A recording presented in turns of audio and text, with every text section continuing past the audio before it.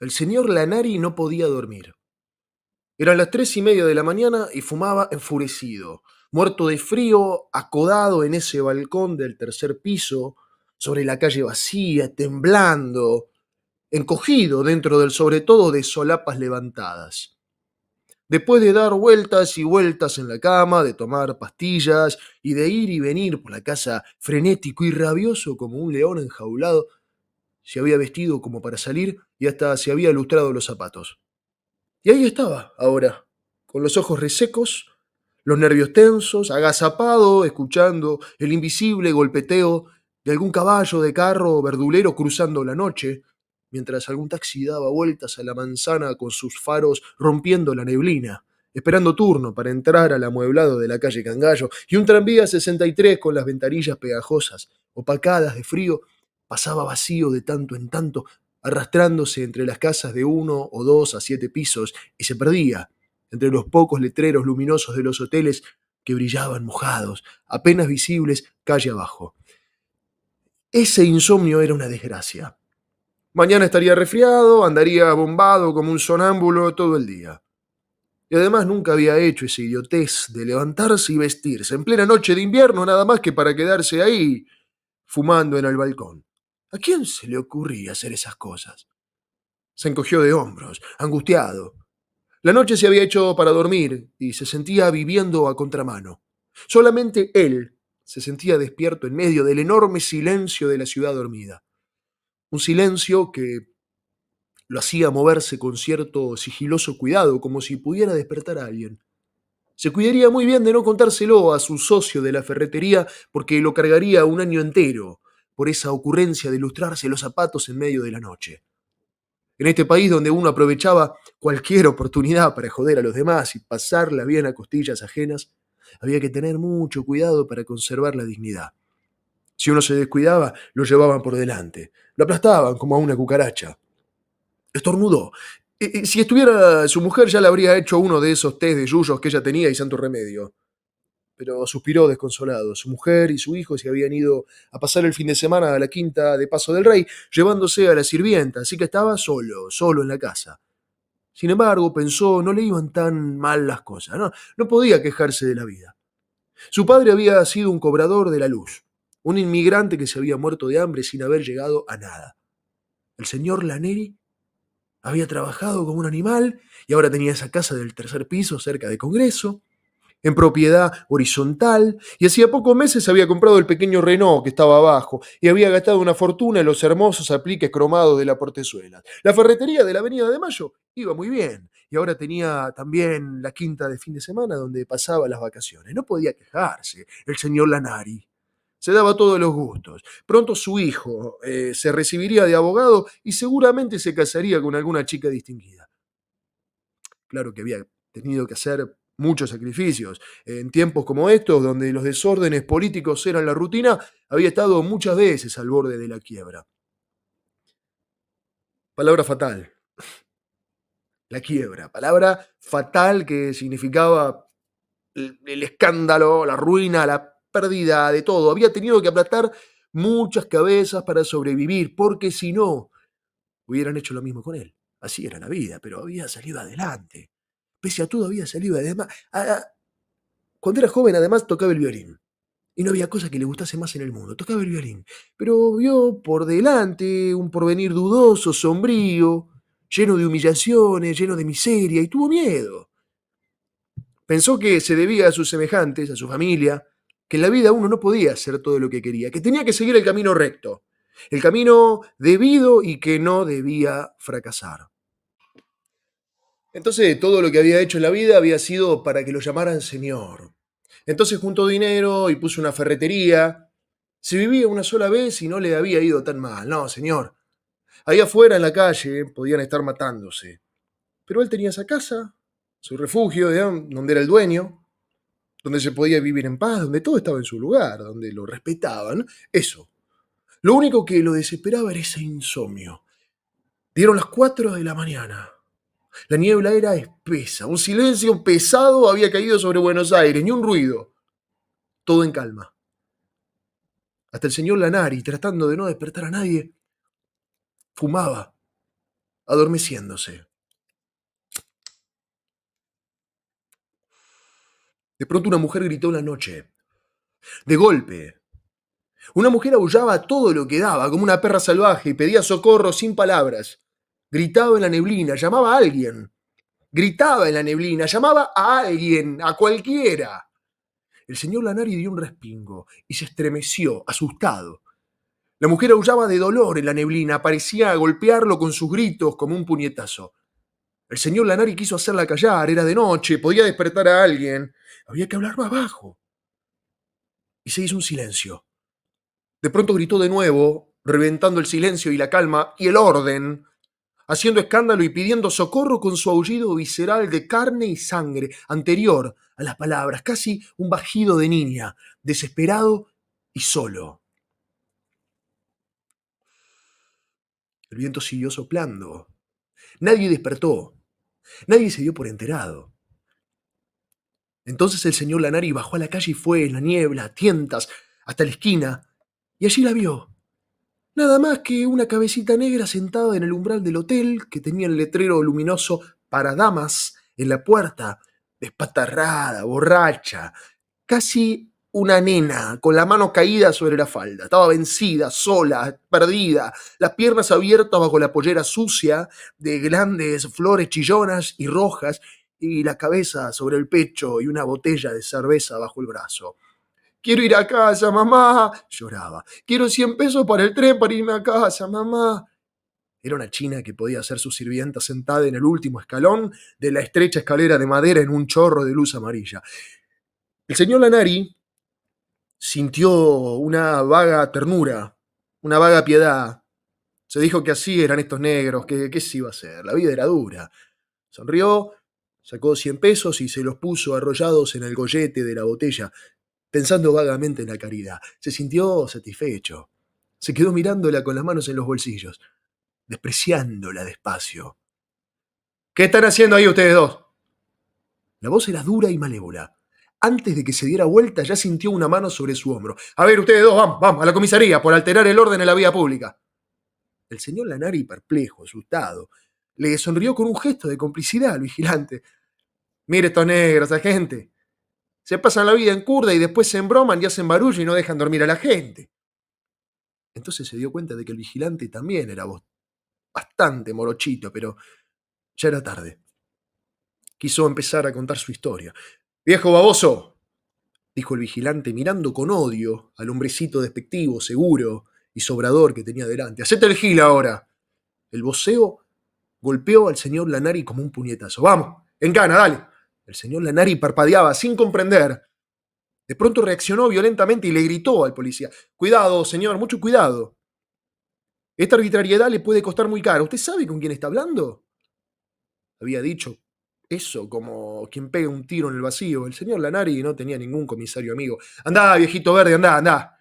¿Te crees que no me di cuenta que la largaste dura y ahora te querés lavar las manos?», dijo el vigilante, y lo agarró por la solapa, levantando a la negra que ya había dejado de llorar y que dejaba ser, cansada, ausente y callada, mirando simplemente todo. El señor Lanari temblaba. Estaban todos locos. ¿Qué tenía que ver él con todo eso? Y además, ¿qué pasaría si fuera a la comisaría y aclarara todo, y entonces no le creyeran y se complicaran más las cosas? Nunca había pisado una comisaría. Toda su vida había hecho lo posible para no pisar una comisaría. Era un hombre decente. Ese insomnio había tenido la culpa y no había ninguna garantía de que la policía aclarase todo. Pasaban cosas muy extrañas en los últimos tiempos. Ni siquiera en la policía se podía confiar. No, no, a la comisaría no. Sería una vergüenza inútil. Vea, gente, yo no tengo nada que ver con esta mujer, dijo señalándola. Sintió que el vigilante dudaba, quiso decirle que estaban ellos dos, del lado de la ley, y esa negra estúpida que se quedaba callada, para peor, era la única culpable. De pronto se acercó a la gente, que era una cabeza más alto que él, que lo miraba de costado con desprecio, con duros ojos salvajes, inyectados y malignos, bestiales, con grandes bigotes de morsa, un animal. Otro cabecita negra. «Señor agente, señor, le dijo en tono confidencial y bajo, como para que la otra no escuchara, parada ahí con la botella vacía como una muñeca, acunándola entre los brazos, cabeceando, ausente, como si estuviera tan aplastada que ya nada le importaba. Vengan a mi casa, señora gente. Tengo un coñac de primera. Va a ver que todo lo que les digo es cierto. Y sacó una tarjeta personal y los documentos y se los mostró. Vivo ahí al lado. Gimió casi, manso, casi adulón, quejumbroso, sabiendo que estaba en manos del otro, sin tener siquiera un diputado para que sacara la cara por él y lo defendiera. Era mejor amansarlo, hasta darle plata y convencerlo para que lo dejara de embromar. Y la gente miró el reloj, y de pronto, casi alegremente, como si el señor Lanari le hubiera propuesto una gran idea, lo tomó a él por un brazo y a la negrita por otro, y casi amistosamente se fue con ellos. Cuando llegaron al departamento, el señor Lanari prendió todas las luces y le mostró la casa a las visitas. La negra apenas vio la cama matrimonial, se tiró y se quedó profundamente dormida. Qué espantoso, pensó. Si justo ahora llegaba gente, su hijo, o sus parientes, o cualquiera, y lo vieran ahí con esos negros, al margen de todo, como metidos en la misma oscura cosa viscosamente sucia, sería un escándalo, lo más horrible del mundo, un escándalo. Y nadie le creería su explicación y quedaría repudiado como culpable de una oscura culpa. Y yo no hice nada mientras hacía eso tan desusado ahí a las 4 de la madrugada, porque la noche se había hecho para dormir y estaba atrapado por esos negros. Él, que era una persona decente, como si fuera una basura cualquiera, atrapado por la locura y en su propia casa. Dame café, dijo el policía, y en ese momento el señor Lanari sintió que lo estaban humillando. Toda su vida había trabajado para tener eso, para que no lo atropellaran, y así de repente ese hombre, un cualquiera, un vigilante de mala muerte, lo trataba de che, le gritaba, lo ofendía, y lo que era peor, vio en sus ojos un odio tan frío, tan inhumano, que ya no supo qué hacer. De pronto pensó que lo mejor sería ir a la comisaría, porque aquel hombre podría ser un asesino disfrazado de policía que había venido a robarlo y matarlo y sacarle todas las cosas que había conseguido en años y años de duro trabajo, todas sus posesiones, y encima humillarlo y escupirlo. Y la mujer estaba en toda la trampa como carnada. Se encogió de hombros, no entendía nada. Le sirvió café y después lo llevó a conocer la biblioteca. Sentía algo presagiante, que se cernía, que se venía. Una amenaza espantosa que no sabía cuándo se le desplomaría encima ni cómo detenerla. El señor Lanari, sin saber por qué, le demostró la biblioteca abarrotada con los mejores libros. La verdad es que nunca había podido hacer demasiado tiempo para leerlos, pero bueno, estaban allí. El señor Lanari tenía cultura, había terminado el Colegio Nacional y tenía toda la historia de Mitre encuadernada en cuero. Aunque no había podido estudiar violín, tenía un hermoso tocadiscos y allí, posesión suya, cuando quería, la mejor música del mundo que se hacía presente. Hubiera querido sentarse amigablemente y conversar de libros con el hombre, pero ¿de qué libro podría hablar con ese negro? Con la otra durmiendo en su cama y ese hombre ahí, frente suyo, como burlándose, sentía un oscuro malestar que le iba creciendo, una inquietud sofocante. De golpe se sorprendió de que justo ahora quisiera hablar de libros y con ese tipo. El policía se sacó los zapatos, tiró por ahí la gorra, se abrió la campera y se puso a tomar despacio. El señor Lanari recordó vagamente a los negros que se habían lavado alguna vez las patas en las fuentes de Plaza Congreso. Ahora sentía lo mismo. La misma vejación, la misma rabia. Hubiera querido que estuviera ahí su hijo, no tanto para defenderse de aquellos negros que ahora se le habían despatarrado en su propia casa, sino para enfrentar todo eso que no tenía ni pies ni cabeza y sentirse junto a un ser humano, una persona civilizada. Era como si de pronto esos salvajes hubieran invadido su casa. Sintió que deliraba y divagaba y sudaba y la cabeza le estaba por estallar. Todo estaba al revés. Esa china que podía ser su sirvienta en su cama y ese hombre del que ni siquiera sabía a ciencia cierta si era un policía, ahí tomando su coñac. La casa estaba tomada. ¿Qué le hiciste?, dijo al fin el negro. Señor, mida sus palabras. Yo lo trato con la mayor consideración, así que haga el favor de... El policía o lo que fuera lo agarró de las solapas y le dio un puñetazo en la nariz. Anonadado, El señor Lanari sintió cómo le corría la sangre por el labio. Bajó los ojos. Lloraba. ¿Por qué le estaba haciendo eso? ¿Qué cuentas le pedían? Dos desconocidos en la noche entraban en su casa y le pedían cuentas por algo que no entendía, y todo era un manicomio. Es mi hermana, y vos la arruinaste. Por tu culpa ya se vino a trabajar como muchacha, una chica, una chiquitita.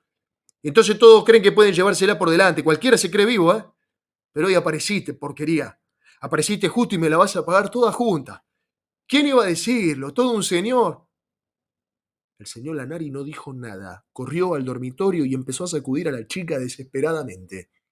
La chica abrió los ojos, se encogió de hombros, se dio vuelta y siguió durmiendo. El otro empezó a golpearlo, a patearlo en la boca del estómago, mientras el señor Lanari decía no, no con la cabeza, y se dejaba hacer, anonadado. Y entonces fue cuando la chica despertó y lo miró y le dijo al hermano: este no es, José, este no es. Este no es. Lo dijo con una voz seca, inexpresiva, cansada, pero definitiva. Vagamente, el señor Lanari vio la cara atontada, despavorida, humillada del otro, y vio que se detenía bruscamente, y vio que la mujer se levantaba con pesadez, y por fin sintió que algo tontamente le decía adentro: por fin se me va este maldito insomnio, y se quedó bien dormido. Cuando despertó, el sol estaba tan alto y le dio en los ojos, encegueciéndolo. Todo en la pieza estaba patas arriba, todo revuelto, y le dolía terriblemente la boca del estómago. Sintió un vértigo, sintió que estaba a punto de volverse loco, y cerró los ojos para no girar en un torbellino. De pronto se precipitó a revisar los cajones, todos los bolsillos. Bajó al garaje a ver si el auto estaba todavía y jadeaba, desesperado, a ver si no le faltaba nada. ¿Qué hacer? ¿Qué hacer? ¿A quién recurrir? Podría ir a la comisaría, denunciar todo, pero ¿denunciar qué? Todo había pasado de veras. Tranquilo, tranquilo, aquí no ha pasado nada. Trataba de decirse, pero era inútil. Le dolía la boca del estómago y todo estaba patas arriba, la puerta de calle abierta. Tragaba saliva. Algo había sido violado. La chusma, dijo para tranquilizarse. Hay que aplastarlo. Aplastarlo, dijo para tranquilizarse. La fuerza pública, dijo. Tenemos toda la fuerza pública y el ejército, dijo para tranquilizarse. Sintió que odiaba. Y de pronto, el señor Lanari supo que desde entonces jamás estaría seguro de nada. De nada.